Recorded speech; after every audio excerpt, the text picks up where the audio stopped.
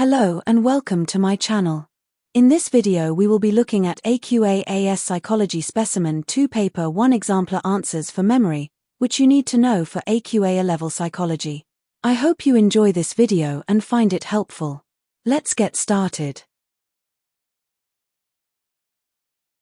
Please note that these answers have been produced with knowledge of the mark scheme but have not been approved by the mark scheme themselves.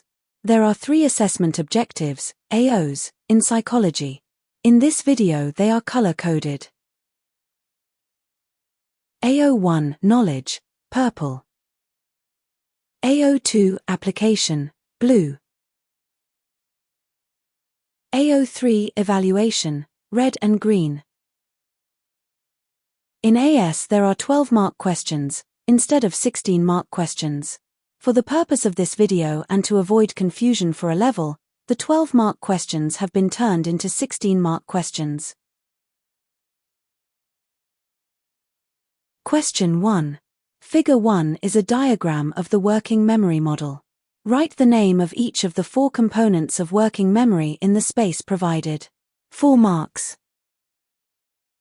Central executive, phonological loop, visuospatial sketchpad, and episodic buffer. Read the item and then answer the questions that follow. A researcher investigating the multi-store model of memory tested short-term memory by reading out loud sequences of numbers that participants then had to repeat aloud immediately after presentation. The first sequence was made up of 3 numbers, for example, 8, 5, 2. Each participant was tested several times, and each time the length of the sequence was increased by adding another number. Question 2. Use your knowledge of the multi-store model of memory to explain the purpose of this research and the likely outcome. 4 marks. The purpose of this research is to test the capacity of short-term memory. Short-term memories are coded verbally and acoustically.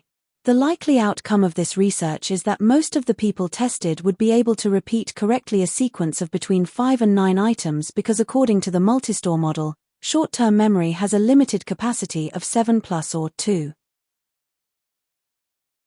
After the study was completed, the researcher decided to modify the study by using sequences of letters rather than numbers. Question 3. Suggest one 4-letter sequence and one 5-letter sequence that the researcher could use. In the case of each sequence, give a justification for your choice. Use a different justification for each sequence. 4 marks. One 4-letter sequence is HGSP because this has no meaning and cannot be recalled as a whole. One 5-letter sequence is WBNQF because this is not a recognizable abbreviation. Read the item and then answer the question that follows. Martin is studying for his modern language exams. He revises French followed by Spanish on the same night and then gets confused between the two. For example, he remembers the French word for chair instead of the Spanish word for chair. Sometimes, his mum helps to test Martin's vocabulary. When he is unable to remember a word, his mum tells him the first letter, then he can often recall it correctly. 4. Discuss 2 explanations for forgetting. Refer to Martin's experiences in your answer. 16 marks. Interference suggests that forgetting occurs when 2 memories conflict, compete, interfere with and disrupt each other, resulting in a forgetting of one or both memories or a distortionate confusion in memory. It is more likely when the information is similar, response competition. It makes a memory harder to locate even if it is available. Proactive interference is when previously learnt information interferes with and disrupts the recall of new, recently learnt information. For example, when an old mobile phone number is recalled when trying to recall the new mobile phone number, when a teacher has learnt so many names in the past they struggle to remember the names of their new class. French and Spanish are similar types of material which makes interference more likely. Recalling French word for chair is proactive interference. Keppel and Underwoods, 1962, aimed to investigate proactive interference in the long-term memory in an experiment that resembled Peterson and Peterson, 1959. Participants were asked to memorize multiple lists of consonant trigrams, 3-letter combinations, like XQJ or BKT, after varying time intervals, e.g. 3, 6, 9 seconds. To prevent rehearsal, participants had to count backwards in threes before recalling. They found that participants' ability to recall trigrams decreased as they were presented with more lists. Specifically, the first list learnt was recalled with high accuracy, irrespective of the time interval length, but recall performance declined for subsequent lists. The decline in recall was attributed to proactive interference. This means that the trigrams learnt in earlier lists interfered with the ability to remember the trigrams in later lists. They concluded that proactive interference could significantly impact short-term memory. Even with short retention intervals, previously learnt information can disrupt the recall of new information. A limitation of Keppel and Underwood's study is that the study lacks mundane realism. The study's use of trigrams, nonsense syllables, may not accurately represent how memory functions in real-world scenarios, as it is an artificial task, unlike memory recall in real-world settings, where information is often more meaningful and complex, such as names, events, or experiences, rather than random strings of letters. This is a limitation because it suggests that the conclusions drawn from the study may not be applicable to how memory works in everyday life.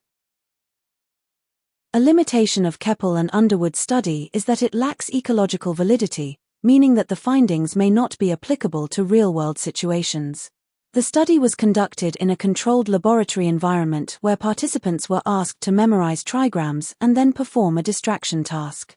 This artificial setting does not reflect how memory is used in everyday life, where people often remember more complex information and are influenced by various external factors. In real-life scenarios, memory tasks are usually more meaningful and context-rich, which can enhance recall. This is a limitation because it suggests that the results found may not be able to be generalized to the wider population as the study's conditions are so far removed from typical memory tasks, and therefore the study may not accurately reflect how memory operates in everyday situations. Retrieval failure, cue-dependent forgetting, suggests that forgetting occurs because information is available in LTM but not accessible due to insufficient and the absence of appropriate cues, clues, prompts and triggers. Tulving and Thompson, 1973, proposed the encoding specificity principle. ESP memory is most effective when information that was present at the time of encoding, when something is learnt, is also present at the time of retrieval, when something is recalled. If the cues available at encoding and recall are different or even absent, there will be some forgetting. They suggested that environmental and mental cues aid recall. Cues can be linked to the material and remembered in a meaningful way, e.g. mnemonics, or encoded at the time of learning but not in a meaningful way, e.g. context-dependent forgetting and state-dependent forgetting. State, internal, dependent is where the physical or emotional state of arousal for learning and recall is different, e.g. mood, nervous, happy, sad, intoxication, drunk or on drugs. Memory will be best when a person's physical or psychological state is similar to encoding and retrieval. Memory is also better when a person is in a positive mood rather than a negative mood, and when a person tries to remember an event that has a personal relevance. Context, external, dependent is where the environment for learning and recall is different, e.g. room, smell, place, temperature. Memory is best when the context at encoding is similar to the context at retrieval. Martin's mum gives him cues, first letter, which can then be used for him to access the material he has failed to retrieve.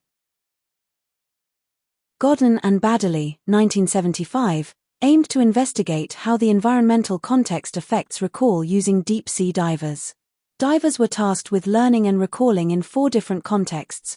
1. Learning on land and recalling on land. 2. Learning on land and recalling underwater. 3. Learning underwater and recalling underwater. And 4. Learning underwater and recalling on land.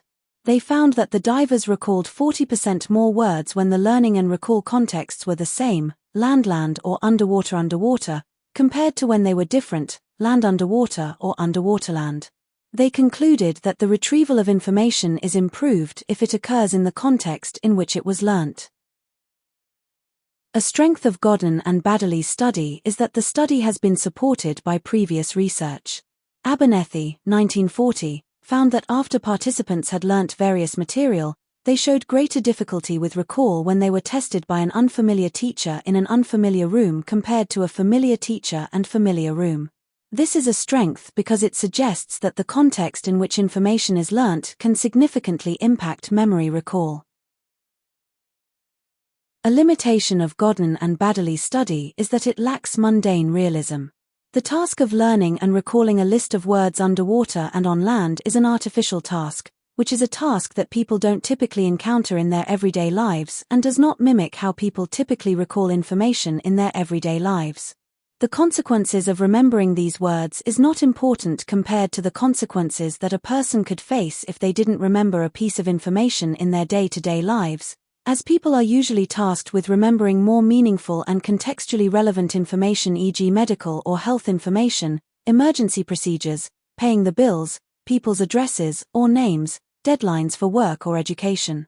This is a limitation because it suggests that the findings of Godin and Baddeley may not be applicable or generalized to real-life situations. Thank you for watching. If you have enjoyed this video, please like and subscribe for more content like this. Bye.